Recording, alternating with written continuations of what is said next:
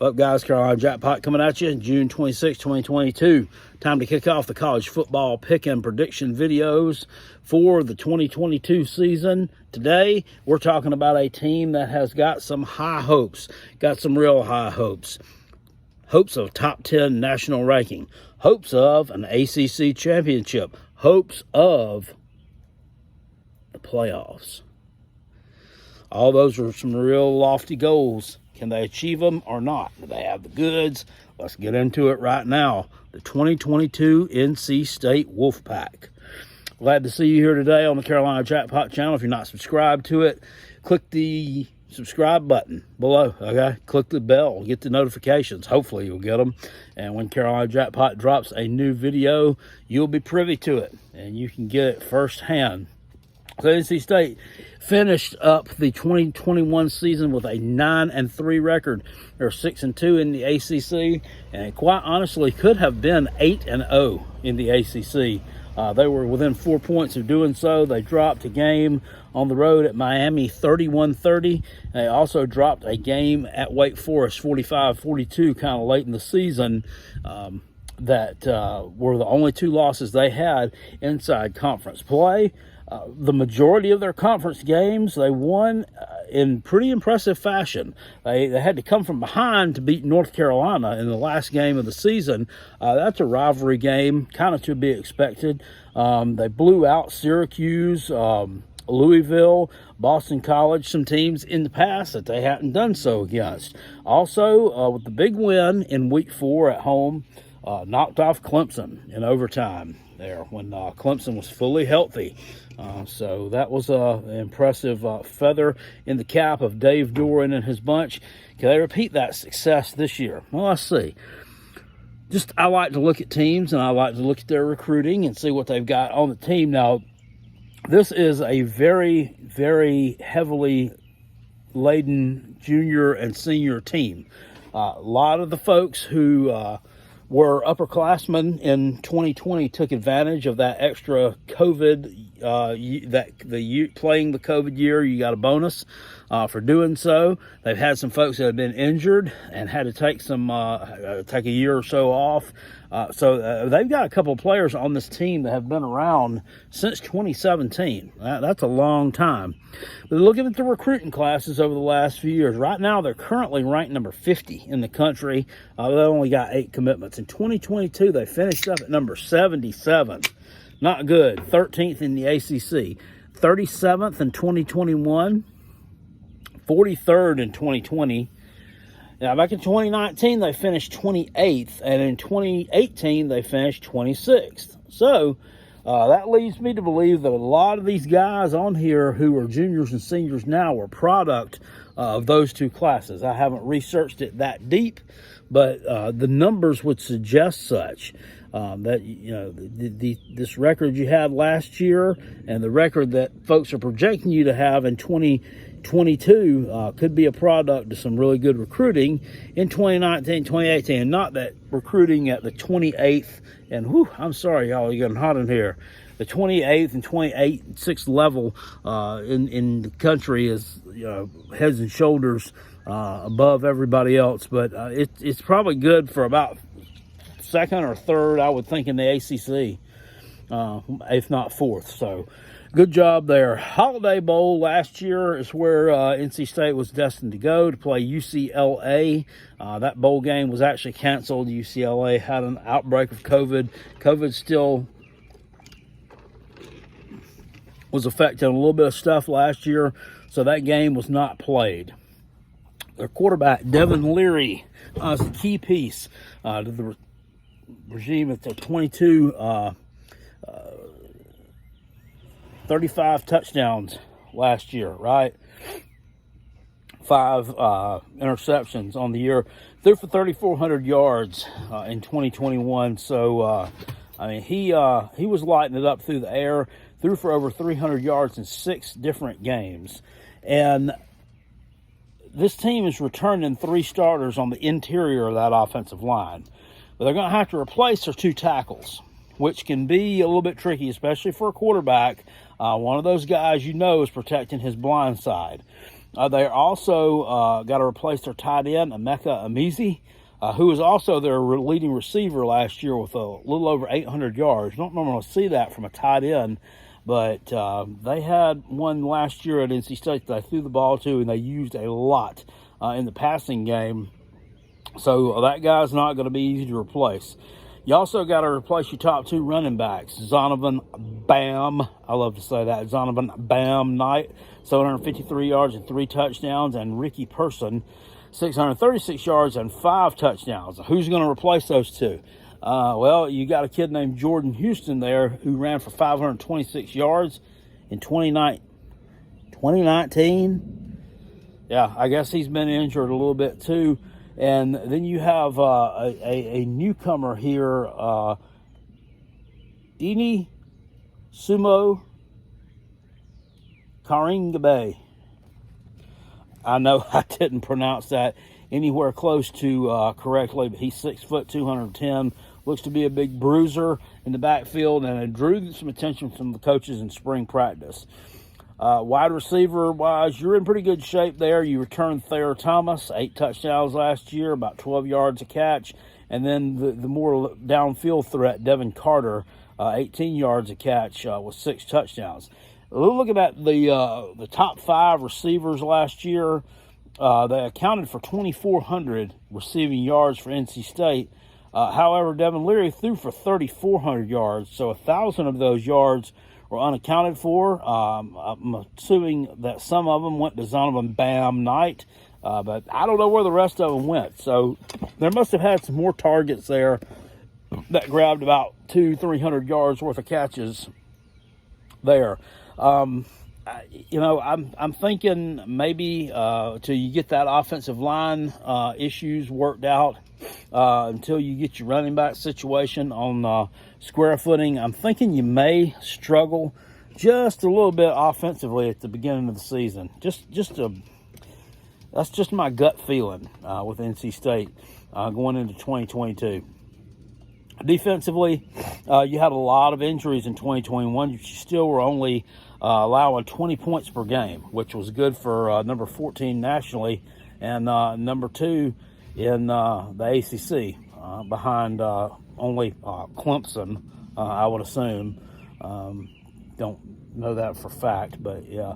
Drake Thomas, middle linebacker, is your best player on that side of the ball. 6 sacks, 3 interceptions last year, along with 99 tackles. Your weak side linebacker, Peyton Wilson, he's been around since 2017. This is one of those guys I was talking about that's been injured a lot.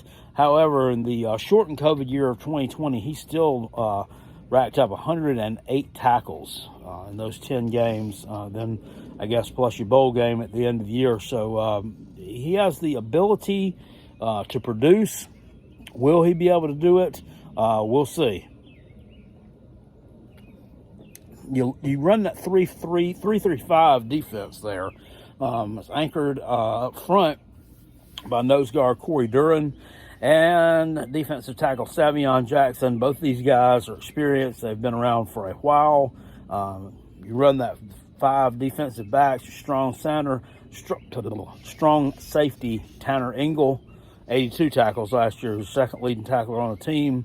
You also got Shaheem Battle, Derek Pitts, Tyler Baker Williams, also return as starters in the defensive backfield. So, one would think that you're pretty solid there.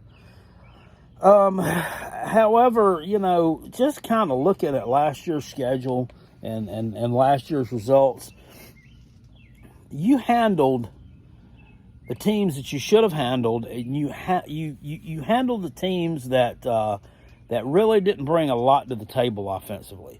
20 points a game is great. But you pitched shutout against South Florida. You allowed 7 points to Furman. You allowed 21 points to Clemson, whose offense is horrible. And you gave up 7 against Boston College. How impressive is he? I don't know. Louisville and Florida State both scored 14 and 13 on you, respectively. I guess that's pretty impressive. Florida State last year, for what they were, I mean, offensively, they were okay. Louisville offensively is normally pretty good, and they were pretty good last year offensively. Their defense couldn't stop a nosebleed. So that's pretty much par for the course. And in Syracuse, you held to 17 points. But, I mean, none of these teams are setting the woods on fire. I mean, they're just not. They're not really high-quality competition. And then Mississippi State, you gave up 24 points to them on the road. You were picked to win that game. And I had that one pegged as my upset special week that week. And I cashed in on it. They absolutely destroyed you.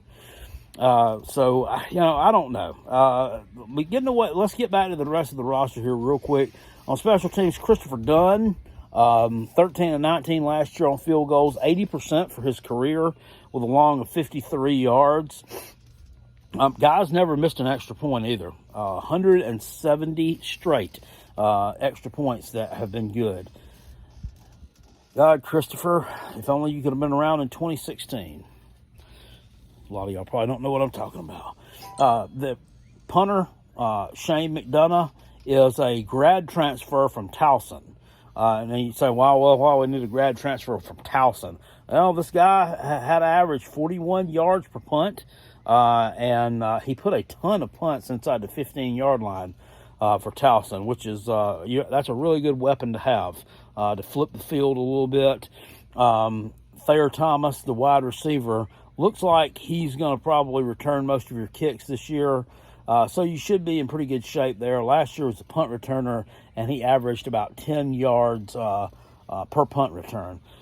So let's get what we're here for, and that is the schedule. Let's get into the 2022 NC State schedule. I'm going to tell you who I think they're going to beat, who I think they're going to lose to, and which of these are swing games. And I'm going to tell you which way they're going to go. Here on the Carolina Jackpot channel, we're doing these pick and prediction videos. There is no middle ground. There's no gray area. It's either black or it's white. All right, we got the schedule up there for 2022, and this thing, this thing is very manageable. It's very manageable. So you start off the season with 4 non-conference games.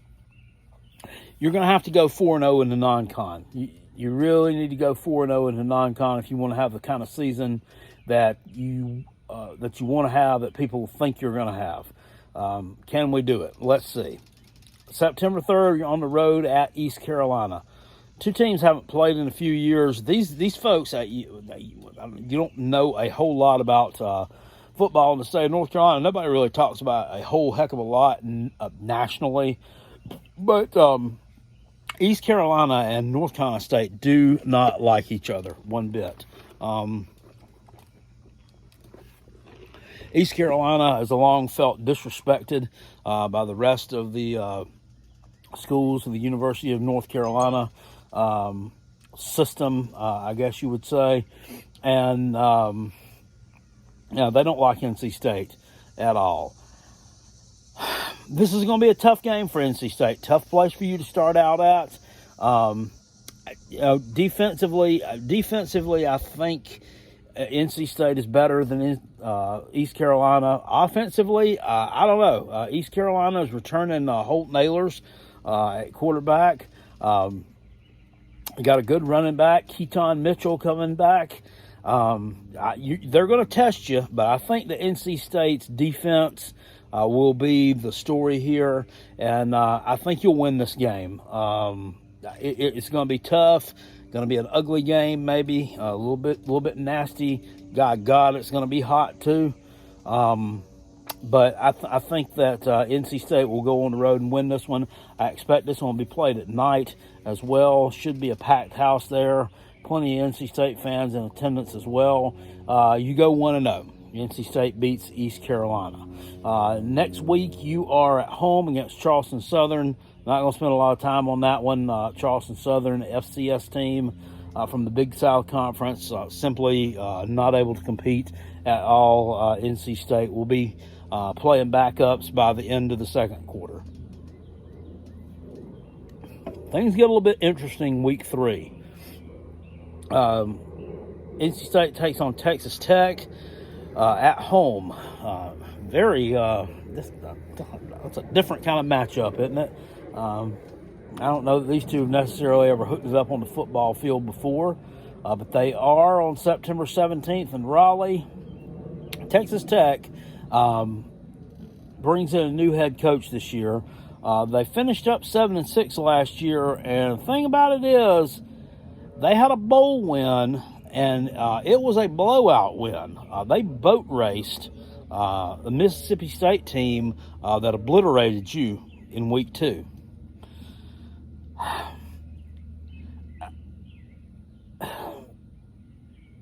You're going to have a little bit of trouble here. I think you're going to have a little bit of trouble here.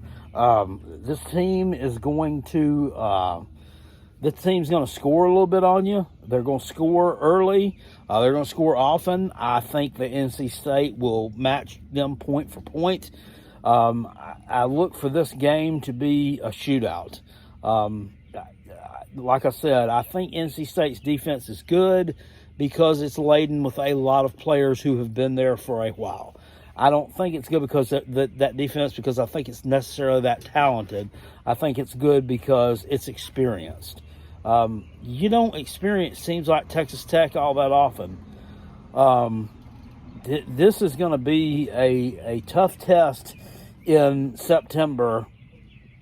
I'm going to go on ahead, though.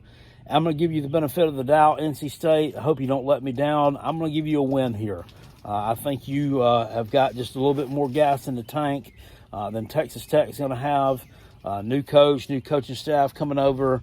I think they're still going to be getting their legs under them. The thing about them is, too, the week prior to this, you play Charleston Southern. The week prior to this, they play Houston, which is probably one of, if not the best Power 5 group of 5 teams, in the country this year. So they might be getting a little bit of a beating there. Also, the next week, they play Texas. So that's a game I'm sure that they have circled as well. With Texas Tech and Texas are not the biggest rivals on the planet, but any team from the state of Texas that's in conference is a rival to Texas Tech. So I think NC State gets the win here at home. If you had to go on the road here, I might go the other way.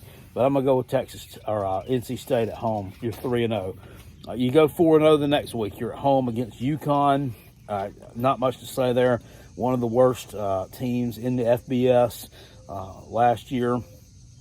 I guess they're trying to rebuild things there. But it'll be a long, slow rebuild if they do. NC State rolls in this one, and it's not even close. Next week, you are on the road at Clemson on October the 1st, and I'm going to go ahead and tell you right now, you're not winning this game. This is one of those classic spots. This is one of those classic Dabo Swinney spots where we were angry and we got something to prove to everybody, and little old Clemson's going to come out here, and you're not winning this game. I'm sorry. Clemson is going to shut you down defensively, and I just don't think by this point in the season, I'm just going to go on ahead and tell you, I expect Will Shipley to be at running back. I expect Kobe Pace to be at running back, and I expect whatever this kid's name is. You know what I'm talking about. Not DJ Ukulele, the other quarterback. And I can't even remember his damn name right now. Cade Klubnik.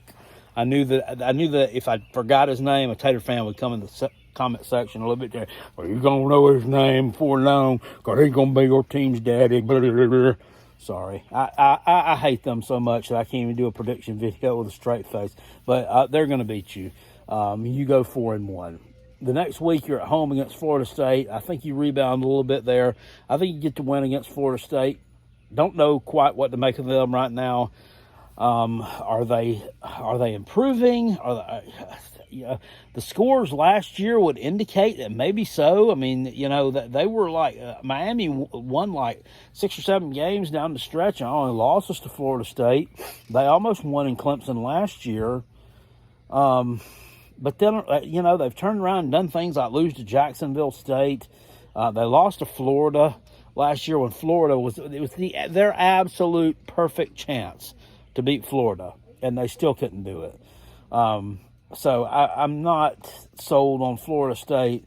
I think you win that game, you're 5-1. I think that the next week on the road at Syracuse, I think you go 6-1. Syracuse, I think Dino Babers is on the way out there. We have one threat, is Sean Tucker at running back, and he cannot carry that team. You blew them out a little bit last year. I think you'll probably beat them pretty easily this year. You know, Syracuse will start off kind of punching hard, but as the year goes on, they kind of wear down somewhat, and this looks about like the classic point in time when they could wear down a little bit. I think that you beat Syracuse on the road. You're 6-1. The next week, you are at home against Virginia Tech. This is a Thursday night game. I think you lose. And this is not like a knock on NC State necessarily. And it's not me putting Virginia Tech up on any kind of a pedestal. It's just a Thursday night game. You know how that goes. Thursday night games are strange. Weird things happen. I don't think that talent-wise that NC State and Virginia Tech are that far apart from each other. Now, offensively, yes, I think that Virginia Tech is a notch or two, maybe more than that, behind NC State. But it's just a classic spot. You're coming off of an easy win, should be on the road at Syracuse. Then you get a week off to prepare. And then Virginia Tech comes in there. Just, to me, looks like the perfect spot for the Hokies to come in there and ambush you. And it looks like the perfect spot there for Brent Pry to maybe get a signature win in year one of his regime at Virginia Tech. So I think the Hokies beat you, and so now we're 6-2. You got Wake Forest the next week at home.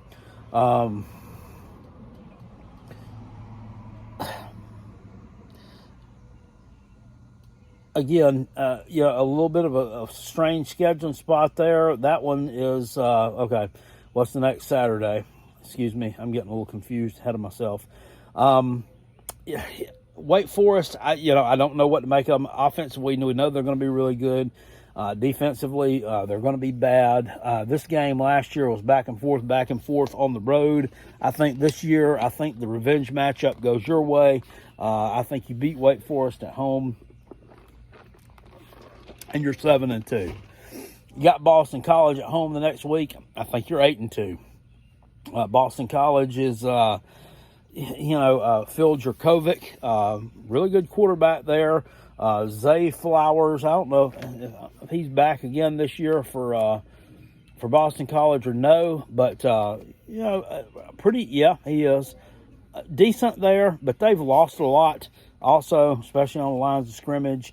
And that team last year, you handled them pretty well. So I think this year at home that you'll handle them as well again. Going ahead and give me NC State here to beat Boston College. And at this point right now, you are 8-2 and riding high on the hog. I think you go 9-2 next week. You're on the road at Louisville. It can be a tough out, can be a tough place to play. They've gained a little bit of recruiting momentum the past few weeks here. Was able to sign a 5-star running back away that was thought to be going to a couple of other big-time schools. I don't know how that's going to help them this year.